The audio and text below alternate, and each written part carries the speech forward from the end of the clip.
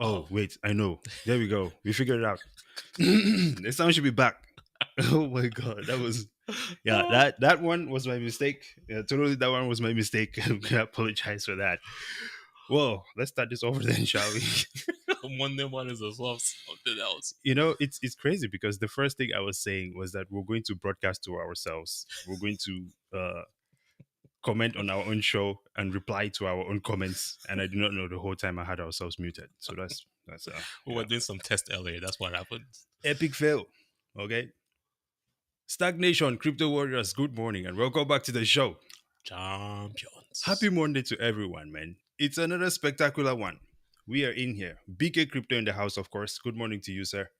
And of course, we have Chloe Dior in the house as well. That's somebody I new. like that name, man. That Yeah. sounds official as hell. Hi, Chloe. I like it, man. It's like if someone emailed me and the name was Chloe Dior in the signature, you just know that you should reply to that email. It's Hey. something serious. Yeah. Incredible. Yeah. Love to see it. Well, look, man, there's a lot of crazy stuff going on Mad crazy stuff. in the crypto space, Bitcoin space, regulation, all of that stuff. Yeah. Okay. A lot of negative energy out there right now. Even in the general market, it's Exactly, right? Tesla is pumping though. This is true. Tesla is, kind of on a boat of its own. However, here's the thing. Sometimes if you just take a step back, okay, and just take a look at the insanity that is unfolding before our eyes, it's an incredible movie.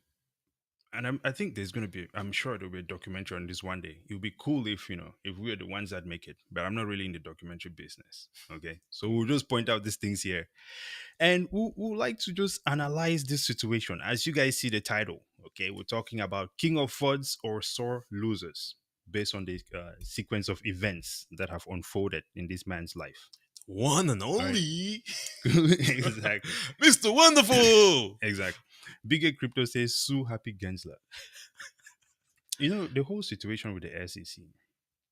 I hope that this points out to people how much of a loose canon of an environment we are in right now, right? It's Wild West, if you could say. There is no checks and balances, it seems like anymore, right? In America's Yeah, governance in and America's policies. governance as a whole, right? We have the executive branch over here just writing checks out of freaking nowhere with no balances, and no one is saying anything about it. Yep. All right, Gensler is over there on his own end, just doing what he feels like. But I think that all of these things will have to be accounted for one day. Double, what are we talking about today, man? Today we are talking about Mr. Wonderful, Oh, one and man. only Kevin O'Leary. Mr. Kevin O'Leary. It would be a great thing to talk about the SEC, but talking about Kevin O'Leary is kind of indirectly talking about GG as well. And you're gonna find out in today's video. Hey, let's do this thing. So here's the incredible thing. What we're about to show you here is Kevin O'Leary, the greatest Bitcoin educator. Actually, something that I do not know. This man is aware of Bitcoin. He knows what it is, right? And we all see that he does not necessarily present himself that way, right? So this video here is from 2017. Is it? No, sorry. Is it 2017? 2013. Yeah, 20, okay. Yeah. Bitcoin was trading, ranging between $20 and I don't know, maybe $200. And here's what Kevin O'Leary had to say about Bitcoin back then, right? So this is part of what I was saying, that when you talk about Kevin O'Leary, right, you almost could also be talking about GG of the SEC, because around that same time was when GG himself, Gary Gensler, was pushing Algorand and yes, pushing Bitcoin as the only blockchain. That is actually something that people don't think about a lot. Gary Gensler used to shoe crypto. Yeah. Wow. Yep. Wow. Okay, well, let's play this one. Ride for Bitcoin, the internet currency we've talked about on this program. If you follow it yesterday, you'll know it lost 60% of its value. This was just after it hit a record high of $266. Now, though, it's already starting to come back up again. Just 2 months ago, each Bitcoin was worth only $20. And now, as you heard, it's huge. All of that volatility in the value of Bitcoins has some economists wondering if there is a Bitcoin bubble and if Bitcoins really have a future as a currency. Kevin O'Leary is our business commentator and the chair of O'Leary Funds. We know he has a thought or two on that. Nice to see you in studio again this morning. Number, what's going on with this like huge rise from $20 way up into the hundreds and then a precipitous fall yesterday? Well, let's remember that until yesterday, most people around the world never heard of Bitcoin. Bitcoin, for those who don't know it, is basically virtual currency, the same that you get for blasting aliens in a video game, except now traded globally. You can buy Bitcoins with virtually any currency on Earth and convert back into any currency or buy goods and services with it. Well, we talked about the story. What really got us talking about Bitcoin was the guy in Edmonton who was selling his house for the first time, wanted 400,000 in Bitcoins. So I think the best way to look at this, this is a proxy for the mistrust individuals have of central bankers. If you're willing to take Bitcoin as a currency, a virtual Barbie currency to me, it has no basis, no central banker, no hard asset behind it.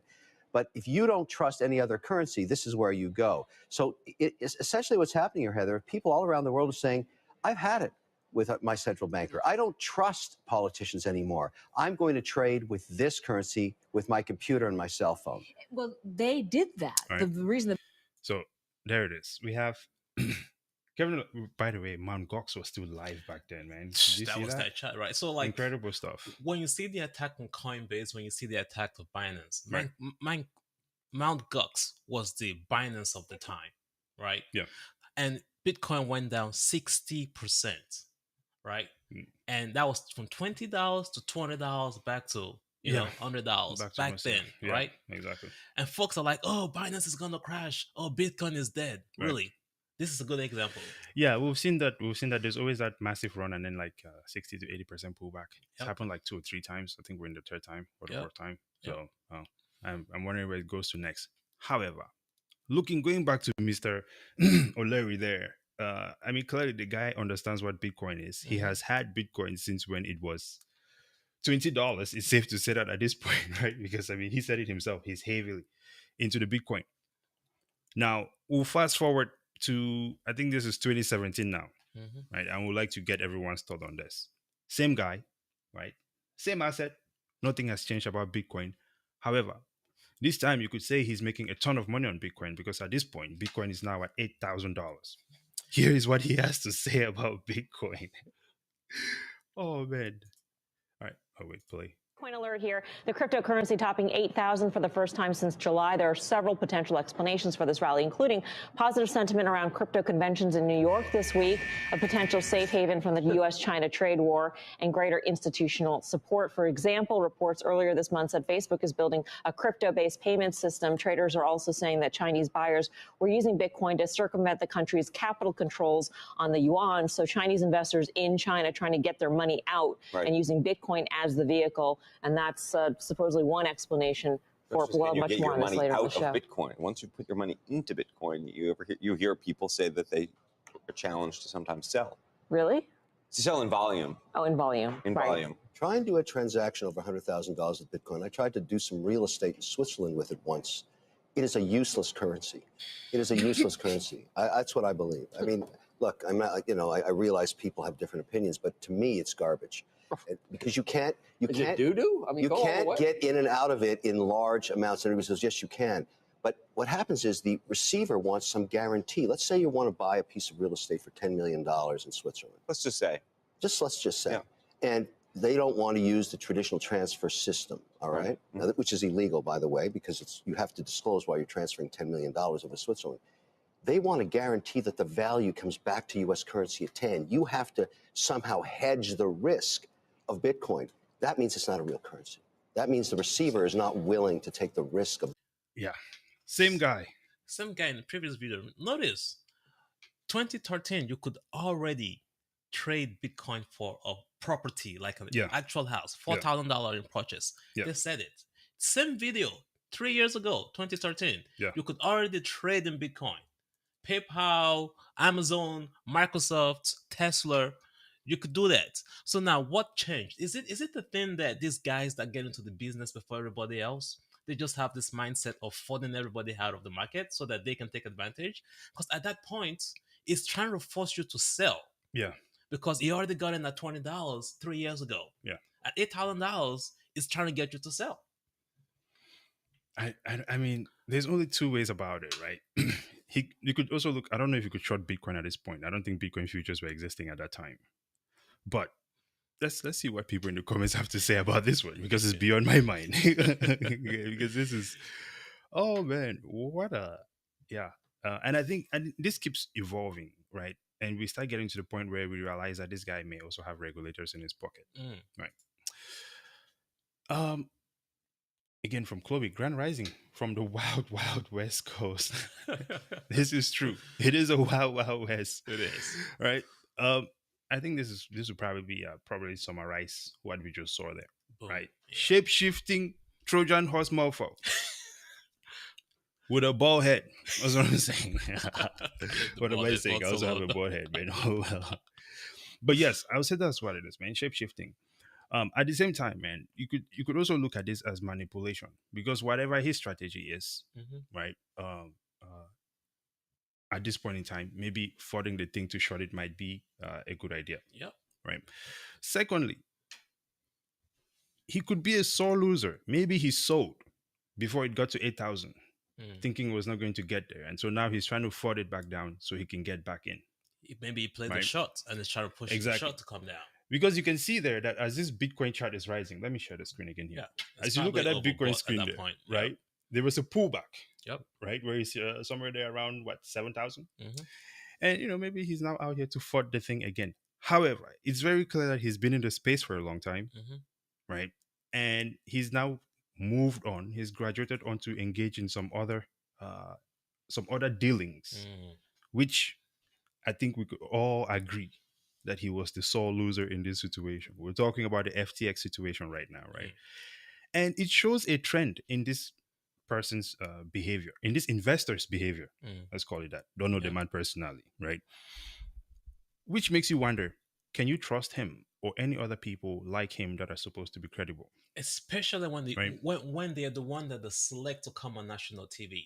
Because most of them are investors. So as they shorted the market, and now is it trying to get you to sell so that his shorts can come into the profit? I always think about that, guys. There's always the manipulation going on, man. We have, let's see here, BK Crypto left a comment before we play the video here. Yep. Let's look at some comments here. BK Crypto says, the video doesn't lie. That is very facts, of course, right? And they're all full of shit.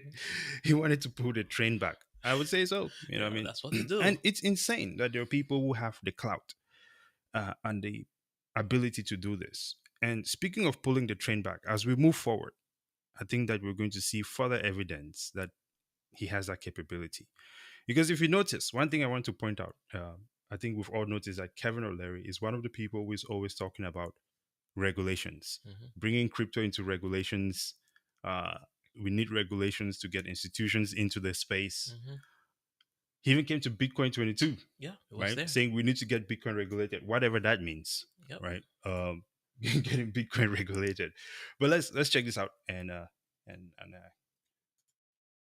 see where this goes from here. Money you lost in the context, but I also want to understand how the investment and this ambassadorship happened at the time that it happened. You did disclose it, but I want to understand how you went from calling crypto garbage at one point, as you know, to deciding that this was something that you were going to stand behind. Yes, I recall that conversation, calling it garbage, right here on this show in 2017. That was a time when a New York hotel was being tokenized here, and I was looking at that, and the regulator let me know they were not happy with that idea. And that's when I stepped away from this, because clearly the regulatory environment was not prepared. Then facts changed. I saw the Canadians issue the first ETF with Bitcoin as underlying, Ethereum, then Switzerland opened up, then Australia opened up.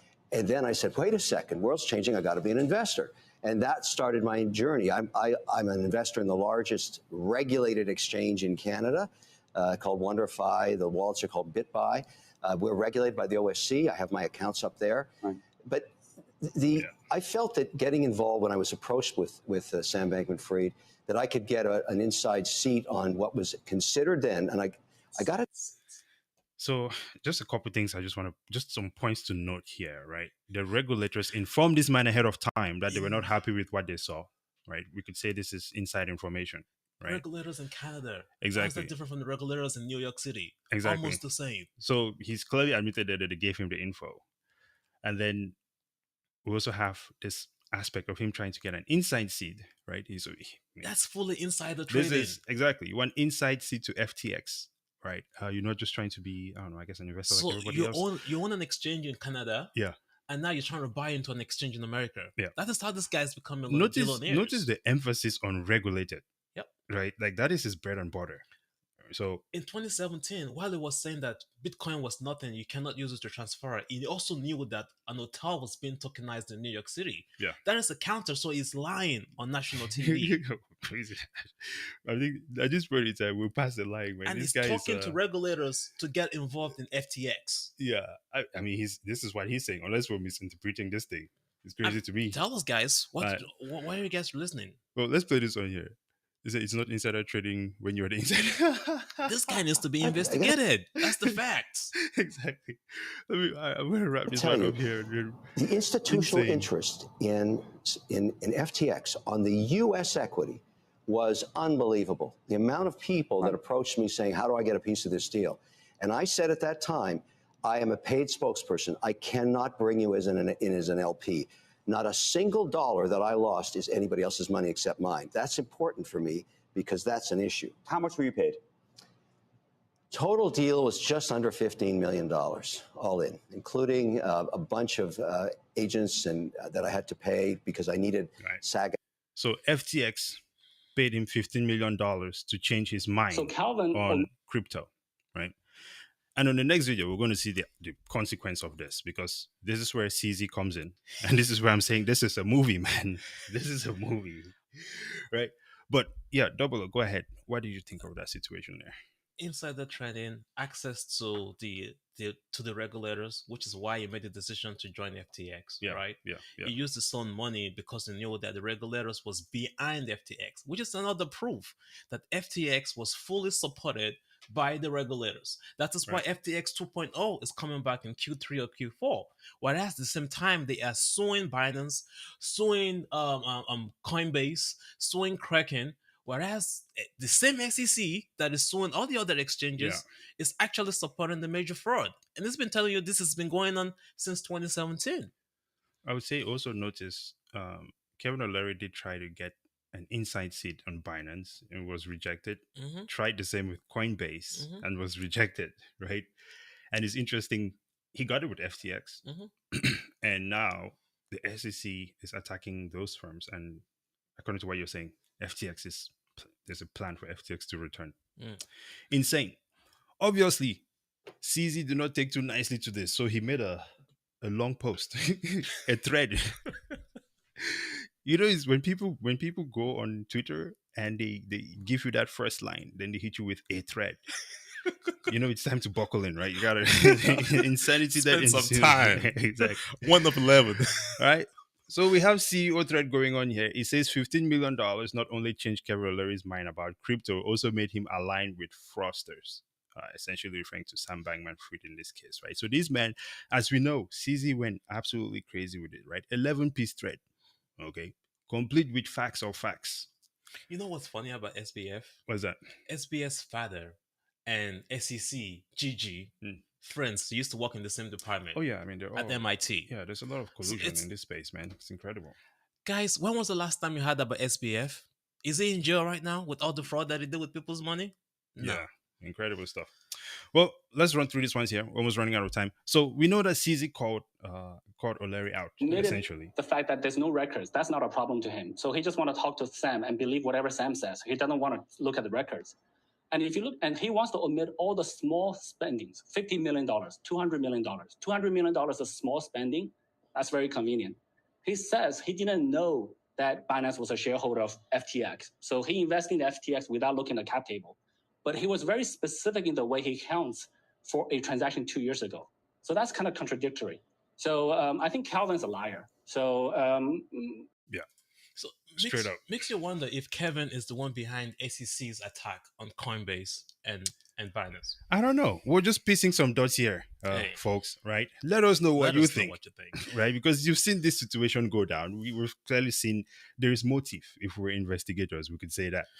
And we also see that now Kevin O'Leary is back and he is absolutely viciously attacking. We've seen when he went to Congress, right? We don't have time to play all of it, but it's a ton. He's been attacking Binance and Coinbase ever since. And it's interesting. Could we say that this same thing could be attributed to the recent downturn? Kevin does have the SEC in his back pocket. Hey, that's a fact. There's some regulator somewhere that is definitely moving things at his desire. Yep. I would think that's something that we can sort of consider. Well, let's look at some comments if we have any more before we go. BK Crypto says it's not insider trading when you're an insider. Yeah, it's just trading inside at that point. It's not trading inside. Yeah, it's just inside. I like that. Right. And of course, William Justice says accountability seems to vary widely depending on the surname. Yep. Yes, sir. Yep. Facts of life. Yep. I have some comments I had here. Yeah, go ahead. So as people are going through this current fear, I just want to remind you that during the COVID situation, the market went down 62%, negative 62%. China ban, negative 50%. Mt. Gox acts by the Russian, which recently the Department of Justice just fined. It wasn't crypto or Bitcoin or the blockchain that got hacked. It was the exchange that got hacked. Right. And the same government, not the same department, is going after the hacker of the exchange, right? And they've recently just found those Russians that act Mt. Gox. Do you know that the entire market went down negative 83% during that time? Right? Now you have Luna and the FTX, market went down negative 61%. So now this is happening again, but each time it has gone down, it has gone back up. Yeah, and it goes up by a ridiculous amount. So zoom out, I would say, something like that, right? Ladies and gentlemen, thank you for hanging out with us this morning. It's always an incredible one. Please subscribe to our channel, right? Follow us on Twitter, StackFin. When it comes to Facebook and Instagram, we really don't give a shit. We got to remove that from our stuff, okay? We'll put, what is that one over there? Rumble. We'll put Rumble in there. And then, of course, we're also on Spotify, Stack. Let's see. Loading up on altcoins or nah? No, we just trading Dogecoin to buy Bitcoin. That's what we do right now. Yeah, I just have like some Dogecoin and Bitcoin as well. Mostly, it's like 90% Bitcoin and like tiny bit of not really messing with any altcoins. Not touching altcoins, man. We'll wait and see what happens in that situation. Now, hey, listen, I'm not saying that I'm just keeping my mind open with it. I'm just not taking the risk yet. If things change, we always have to stay sharp to check for those evolving situations. We're very focused on the freedom fight. Yes, the freedom fight is very important. It's the biggest one right now, not the money-making schemes. Well, no, I'm not. Yeah, that's you. Let me speak for myself. I want to make money at all times. I don't care, bro. I'm not going to bullshit you. Money must be made, because if we don't make money, we can't do anything else, okay? So money must be made. I'm not going to be two ways about that. You can be out here like Mr. Wonderful. Yeah. Using your back pocket. Yeah. I have one comment though. CPI inflation Tuesday, PPI inflation Wednesday. Yeah. The Fed meeting Wednesday, retail sales data Thursday. This week is going to be mad crazy. These are some of the external forces that move prices up and down, so just keep an eye for that. Sounds like a potentially volatile week. Yes, right? Sir. Well, ladies and gentlemen, hope you have a spectacular week. There we go. All right. And until next time, praise and out.